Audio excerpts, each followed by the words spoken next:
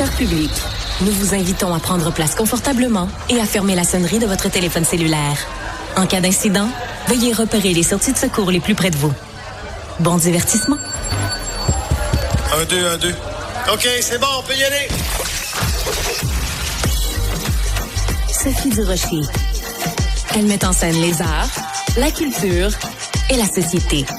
Une représentation pas comme les autres. Sophie Durocher. Bonjour tout le monde, j'espère que vous allez bien. Merci d'avoir choisi Cube. Je vous le dis tout le temps, c'est la station où il y a des choses qui se passent. Puis là, dans quelques instants, vous allez entendre une histoire absolument hallucinante et assez rocambolesque. Bonjour, Cybèle Olivier. Bonjour, Sophie. Je t'en ai parlé un petit peu de cette histoire-là avant que l'émission commence. Puis déjà, tu avais les yeux complètement écarquillés. Ben oui, mais je me disais, comment ça peut arriver? Puis au début, j'étais pas certaine. Je me disais, écoute, j'en ai pas entendu parler. Et non. Et justement. Voilà, ça, vous en avez pas entendu parler avant.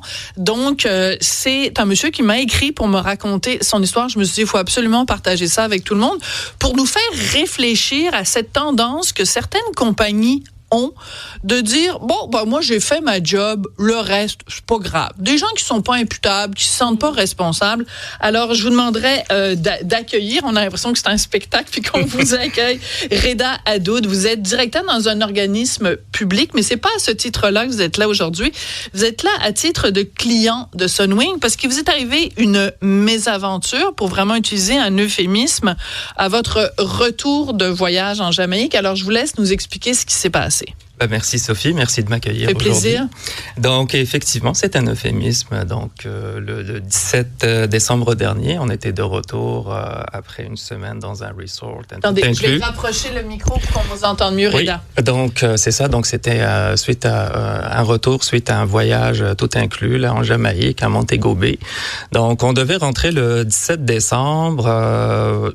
C'est compliqué pour nous d'habitude parce que le retour, on va dire, de l'hôtel à l'aéroport, tout simplement parce qu'on a deux petits jumeaux. Donc, en décembre, ils étaient âgés de 13 mois. OK, donc tout petit, puis en plus des jumeaux.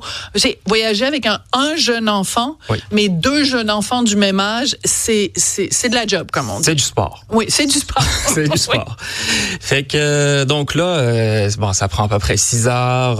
On arrive 4 heures à l'avance à l'aéroport. Vous savez comment c'est, là, on nous envoie assez tôt, là, d'habitude, dans ces resorts-là. On arrive, donc, tout le kit, là, biberon, couche. On était un petit peu fatigués. Puis bon, là, on arrive à la dernière étape. On rentre dans l'avion. On est content. On rentre à Montréal.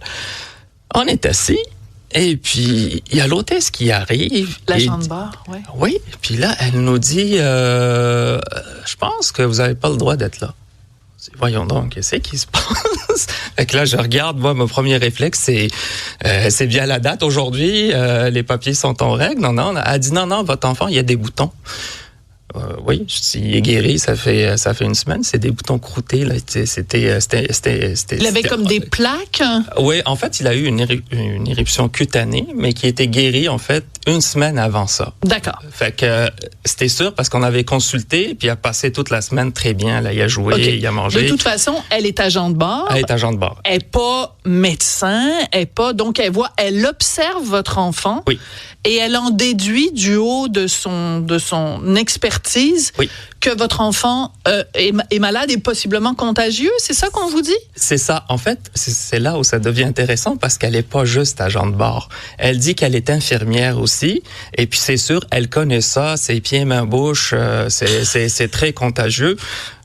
Le punch, je vais vous dire tout de suite, c'est pas un pied mis en bouche, elle était complètement à côté de la traque. Et là, elle nous dit, je dis, écoutez, moi, c'est pas vrai, là, je vais pas descendre, hein, il est guéri. 2, puis elle dit, avez-vous consulté? Oui, quand on était arrivé, premier jour, il y avait une infirmière, puis elle nous dit, non, ça c'est la roséole, ça passe, c'est très vite, ça va durer une journée. Puis effectivement, ça a duré une journée. Il était un petit peu grognon, puis le lendemain, fini, ça a commencé à cicatriser. Mais ça, c'était 6 jours avant.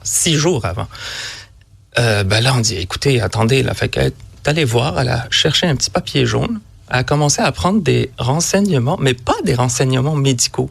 Nom de l'enfant, âge, date de naissance, sexe, et puis ça fait combien de temps que vous êtes là? OK, puis là, elle est repartie. Là, elle revient, elle dit, on a parlé avec un médecin, puis vous pouvez pas être là. Vous devez descendre. Elle vous a dit, Oui. je veux juste que ce soit bien clair. Donc, il y a un agent de bord dans un avion de Sunwing qui vous a expulsé sur la base de elle est infirmière, mais c'est pas à titre d'infirmière parce qu'elle c'est pas sa job à ce moment-là. Et ils ont appelé un médecin qui n'a donc pas consulté votre enfant, qui n'a pas diagnostiqué quoi que ce soit. Est-ce qu'ils vous ont montré la preuve qu'ils avaient consulté un médecin, même là, sachant que ça. Donc elle vous dit ça. Non, parce que en fait, croyez-moi sur parole et c'est tout. Ma conjointe s'était déplacée pour parler en fait au chef de bord. Fait que là, elle a vu l'infirmière rentrer avec un combiné dans une espèce de local, tu sais, les petits cubicules là. Et puis elle a dit, je vais parler au médecin. Ben voyons donc, on a dit, mais il a même pas posé de questions, rien, puis. Donc, le médecin ne vous a pas parlé à vous, ni votre femme, ni vous. Jamais. Alors donc, là, l'agent de bord de Sunwing vous dit, on vous expulse, vous ne pouvez pas être dans l'avion. Donc, j'imagine que vous dites pas, oui, bien sûr, donc vous protestez. On proteste, on essaie. Il y avait ma conjointe, en fait, à l'avant, puis qui essayait de leur parler. Elle a demandé à parler à l'agent de bord. Et il a fait, bon, là, on est à la radio, je peux pas montrer le geste, là, vous allez le décrire, là, mais... Je vais pas vous parler, là. Allez-vous-en, là, j'ai rien à vous dire. Fait que, il a fait un signe de la main. Fait que, écoutez, on est resté là. Ils ont appelé les autorités jamaïcaines. Il y a quelqu'un qui est venu et dit la police est en route. La police est en route pour vous sortir? Textuellement, ça a été la police est en route. On a dit, expliquez-nous. Moi, je le sais-tu que ça prend un billet du médecin. Mais c'est parce que comme vous étiez un criminel. Et c'est ça, en fait, le sentiment qu'on a, c'est que on dirait qu'on a fait quelque chose de grave, on a fait une erreur ou quelque chose. C'est humiliant, c'est frustrant. C'est, tu sais, les autres passagers vous regardent comme si vous étiez un criminel. C'est parce qu'en plus, les autres passagers disent « Hey, tabarnouche, on a-tu hâte, nous, de rentrer à Montréal? » Puis là, il y a la petite famille désagréable qui retarde le groupe, là. Oui, puis, mais... Je dirais quand même, j'ai été agréablement surpris par certains. Oui. Ceux qui étaient plus proches de nous à l'arrière de l'avion, ils nous ont aidés à prendre nos affaires. Ils nous ont écoutés. On veut vous aider si vous avez besoin. Donc ils ont été plus agréables avec vous que le personnel de Sunwing. Oui, le personnel était surtout omnibulé par une seule question. Ils voulaient pas qu'on monte leur face lorsqu'on a commencé à filmer. Ils ont dit qu'on n'avait pas le droit.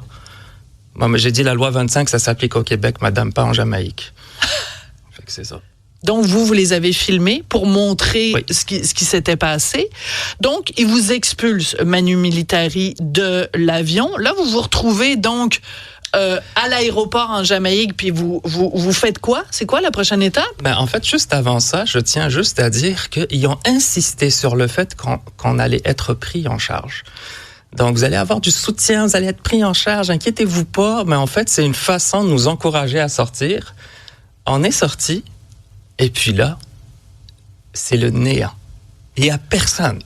Là, je suis tellement surprise. Une compagnie d'aviation qui dit vous allez être pris en charge.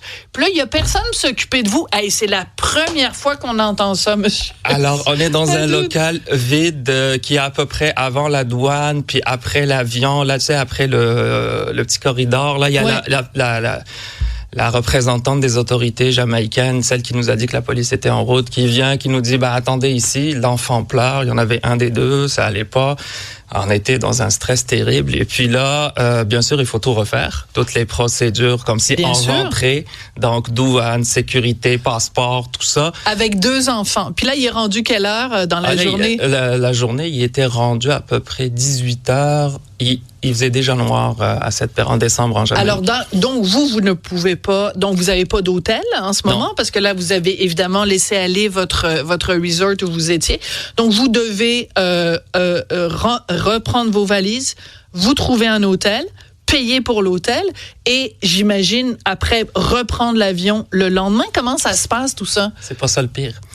À chaque fois que je pense que c'est le bout du bout, c'est pas fini. Non, c'est pas ça le pire parce que alors là, ils nous ont dit, on n'arrêtait pas de dire, allez où l'assistance, allez où, et c'est quoi l'aide qu'on va recevoir, c'est qui est supposé s'occuper de nous? Ils nous disent, il y a Nexus qui travaille pour Sunwing, allez les voir. Là, on s'en va les voir. Ils ont aucune idée du problème, ils ont pas entendu parler. On explique, on se plaint, puis là, ils nous disent, écoutez, on peut vous aider à appeler un taxi.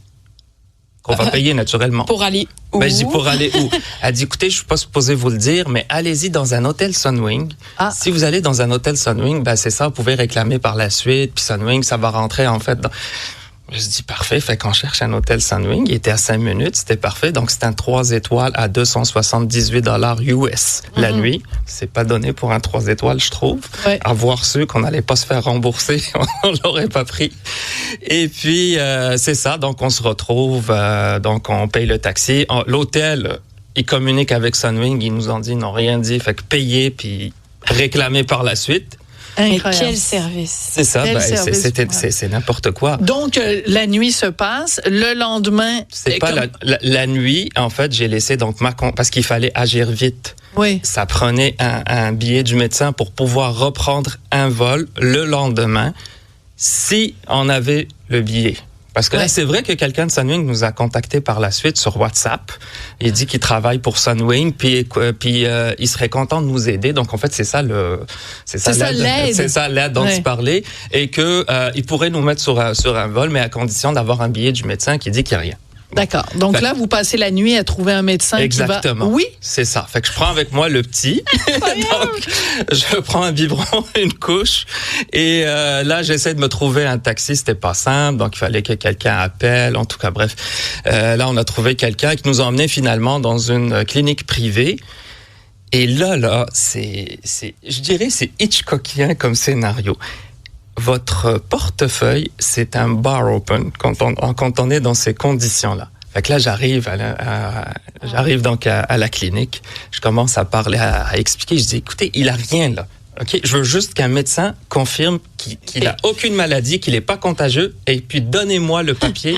Je vais payer pour. Combien ça vous a coûté combien? C'est ça. C'est là où ça devient intéressant aussi. OK. Alors, à chaque question, on va faire rapidement. Oui. Donc, j'ai payé pour la technicienne, j'ai payé pour l'infirmière, j'ai payé pour toutes les consommables, j'ai payé ensuite parce que à chaque fois c'est quelqu'un qui vient nous voir. On a payé pour le médecin généraliste pour se faire dire revenez demain. Faut qu'il soit vu par le spécialiste.